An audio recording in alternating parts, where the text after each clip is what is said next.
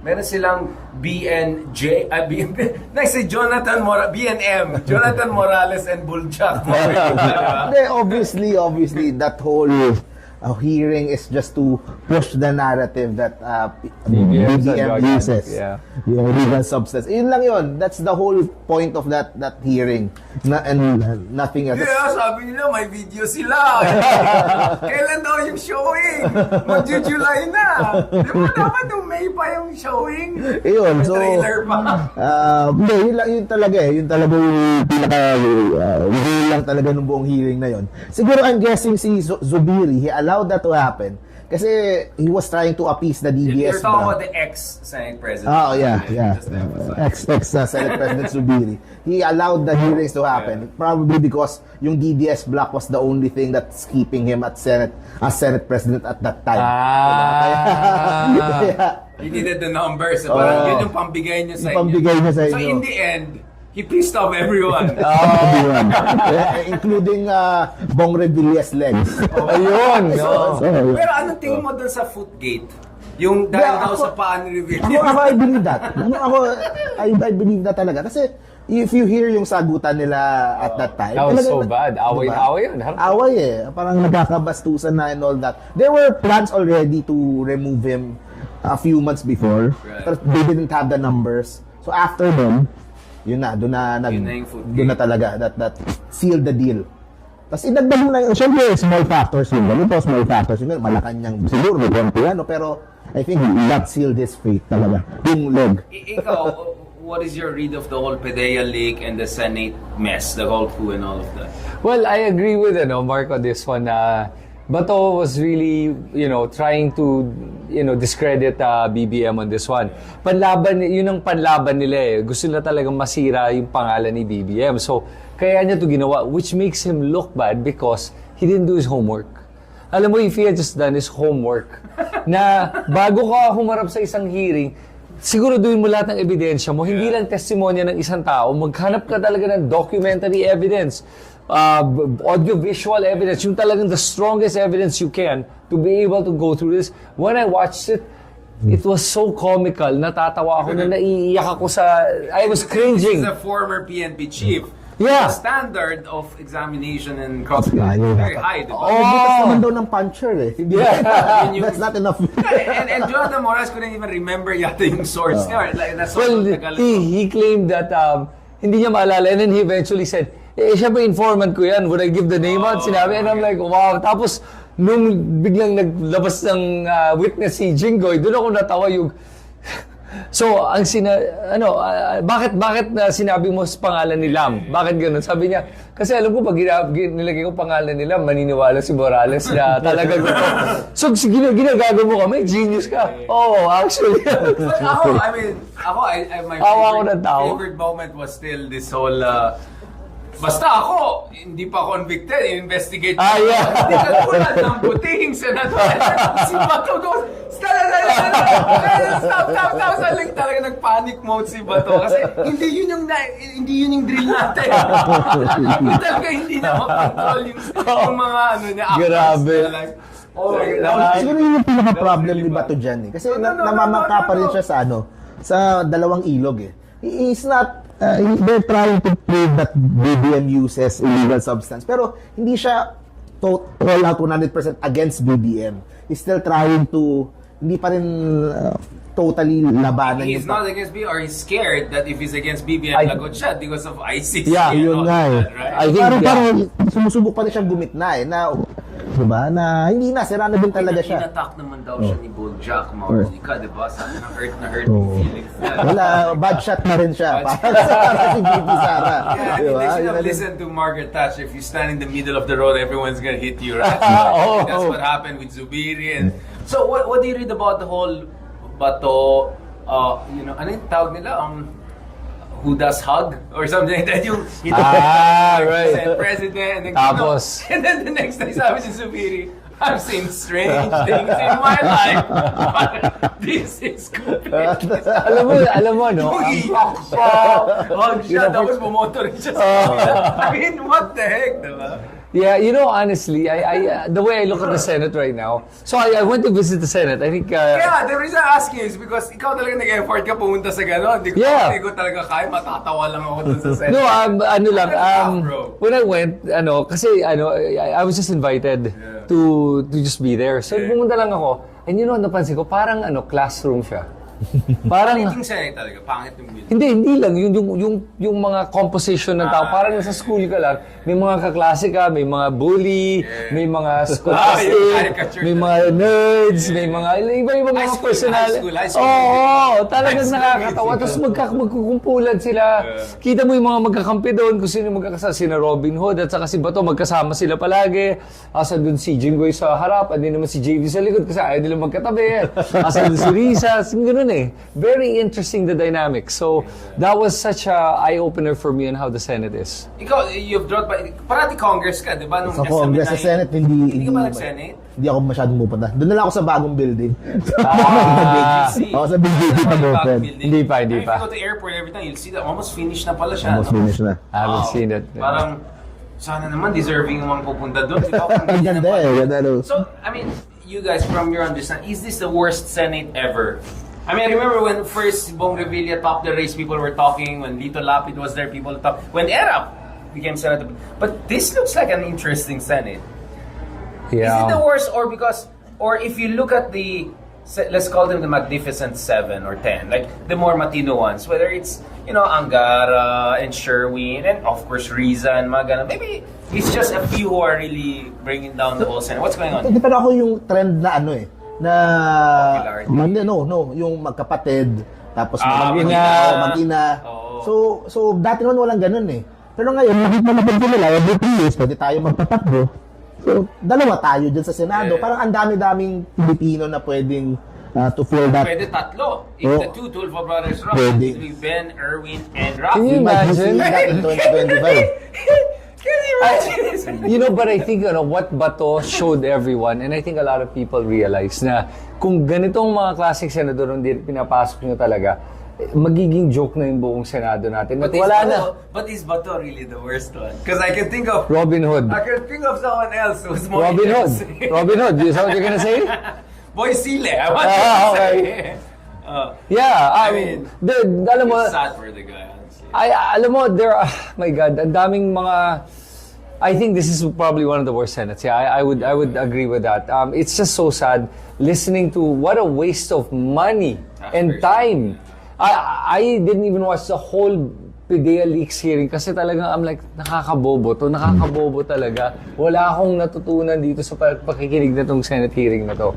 Na ako naman, it could be the worst, pero It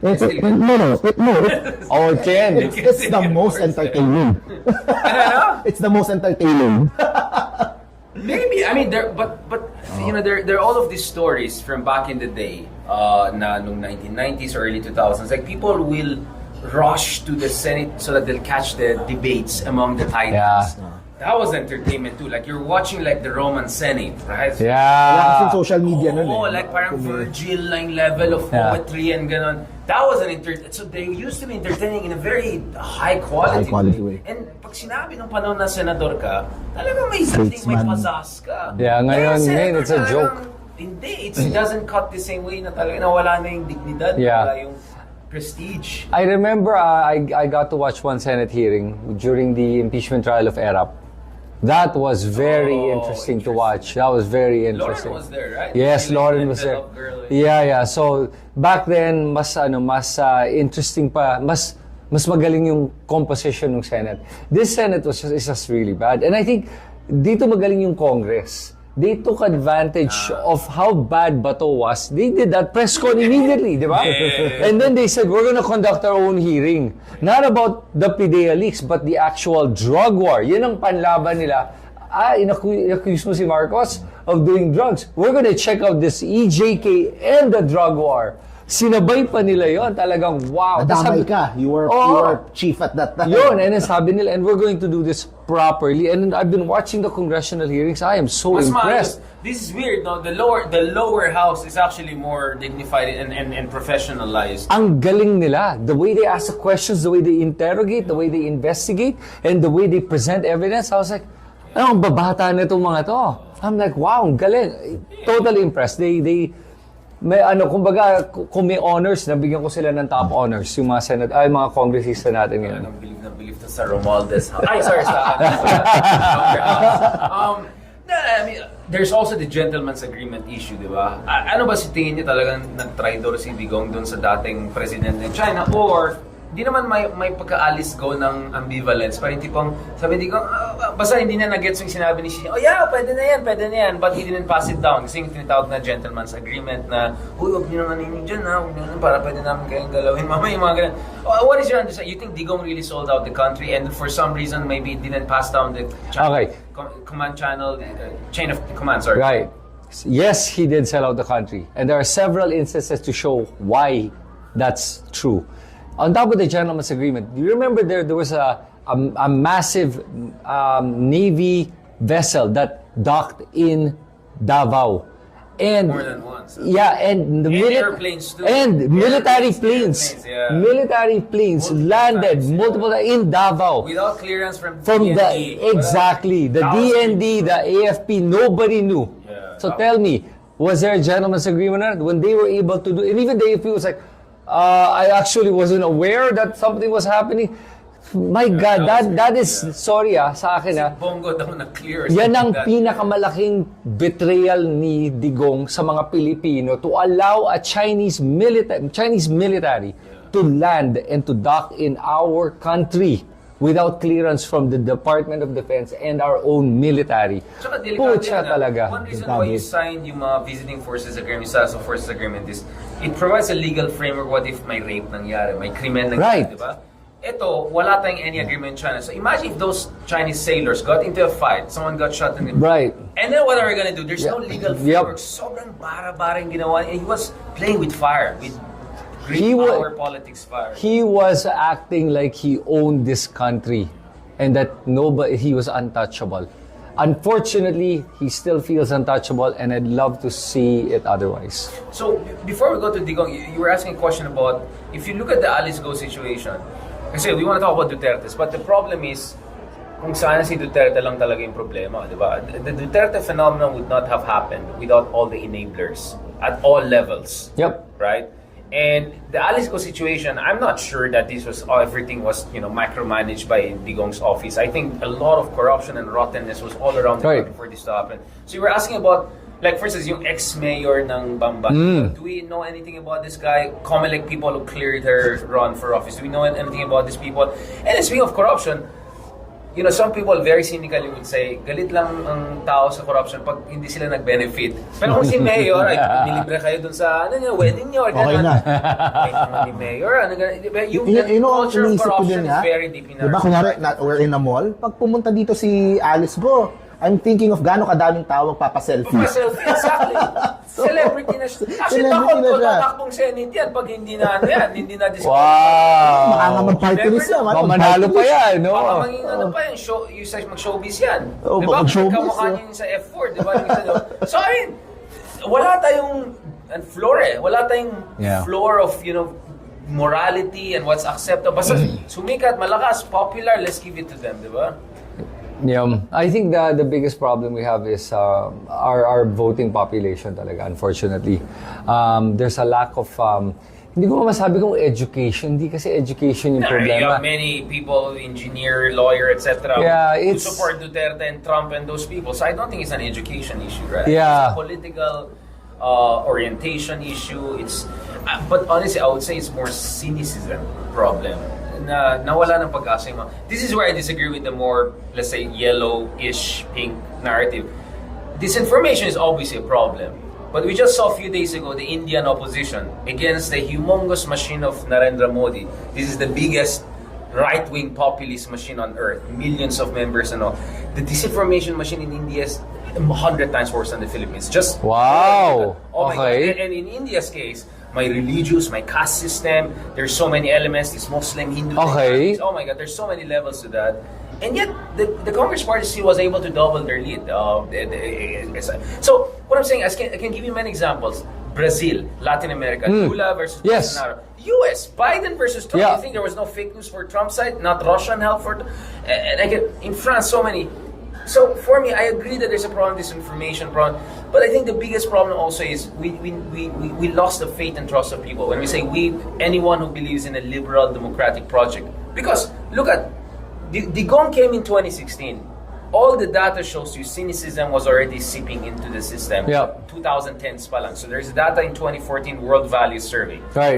Where so majority of Filipinos were okay with a leader who doesn't bother with elections. Basta he can deliver things. Right. So I know many highly educated people who like Digong because they thought he'll shake up the system, get things going, fix the problem, kasi pasaway tayo, yung ganun mindset. So I think a lot of that is skepticism, a lot of that is disaffection that Duterte weaponized. And I think the problem with the opposition is that hindi na-recognize na hindi lang ito lack of information, it's also lack of faith, loss of trust, loss of confidence. And then hindi rin sila nag-adjust in terms of their messaging. Mark knows, I've been saying this consistently even during election, kaya daming haters ko din dun sa kapila, di ba?